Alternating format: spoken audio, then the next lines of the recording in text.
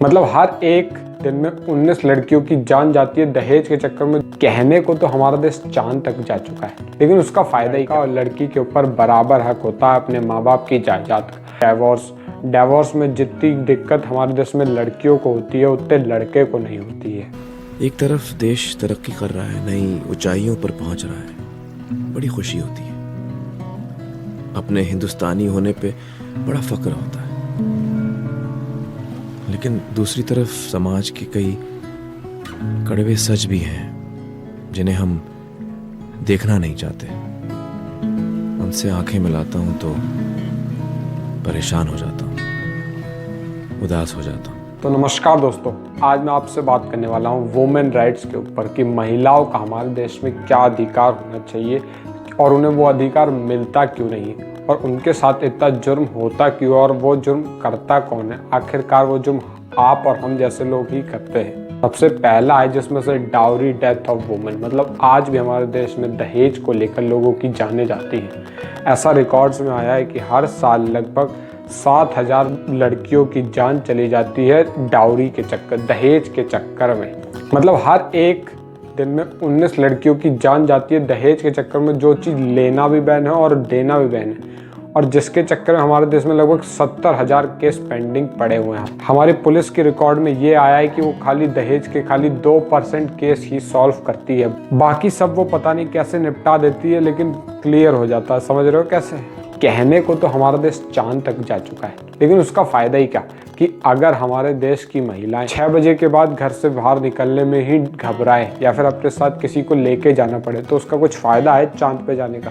पहले अपने आप को हमें अपनी जड़ें मजबूत करनी पड़ेगी, क्योंकि आप जानते हैं पेड़ की अगर जड़ें मजबूत होंगी तभी वो अच्छे फल उगाता है, नहीं तो चांद पे जाके भी क्या ही कर लेंगे। और दूसरा रीज़न है चाइल्ड मैरिज। लगभग 2021 में देखा गया है हमारे देश में लगभग 15 लाख चाइल्ड मैरिज, लगभग 15 लाख बच्चों का बाल विवाह हुआ है। कहने को तो ये धीरे धीरे कम होता जा रहा है, लेकिन बंद क्यों नहीं हो रहा है आज भी। और हमारे देश में जितने भी केस लिखे जाते हैं चाइल्ड मैरिज के ऊपर, उसमें से खाली 1% केस ही सॉल्व होते हैं। आप ही बताइए, अगर किसी बच्ची का 18 साल की उम्र में शादी हो जाए तो उसके मेडिकल पे कितनी दिक्कत आती है। इसीलिए सरकार ने लेडीज़ की उम्र भी 21 साल कर दी है शादी की मिनिमम एज। लेकिन कुछ लोग मानते नहीं हैं, उनको एक बेटी उन पे बला की तरह लगती है जो वो टालना चाहते हैं। चौथा है लड़का। कुछ लोगों को लगता है कि आज भी समाज में खाली लड़का ही अपने परिवार को आगे बढ़ा सकता है, लड़कियां सोचते लड़कियां तो शादी करके चली जाएंगी, लड़का ये जो उनका वंश आगे बढ़ा चुका है। लेकिन मैं बता दूं अंकल आंटियों कि समाज बहुत आगे बढ़ चुका है, बेटियां भी बहुत कुछ करती हैं, चांद तक भी जा रखी हैं। और चौथा, हमारे कॉन्स्टिट्यूशन में लिखा तो है कि लड़का और लड़की के ऊपर बराबर हक होता है अपने माँ बाप की जायदाद का, लेकिन उसके घर वाले उसको खाली उतने ही पैसे देते हैं जितना उसके दहेज में लगाते हैं। आपने खुद देखा होगा, आपके ही रिश्तेदार या परिवार में ऐसा कभी ना कभी तो हुआ ही होगा आप। और पांचवा है वुमेन पोइटिसाइड। मतलब आज भी हमारे देश में कई लेडीज़ को प्रेग्नेंट जब वो होती हैं तो चेक करवाया जाता है अल्ट्रासाउंड के द्वारा कि उनके पेट में लड़की है या लड़का। अगर लड़का होता है तो ठीक है, लेकिन लड़की होती है तो उसे पेट के अंदर ही मार दिया जाता है। ये कि एक कानूनन जुर्म है, मतलब कि आप सीधे सीधे किसी की हत्या कर रहे हो।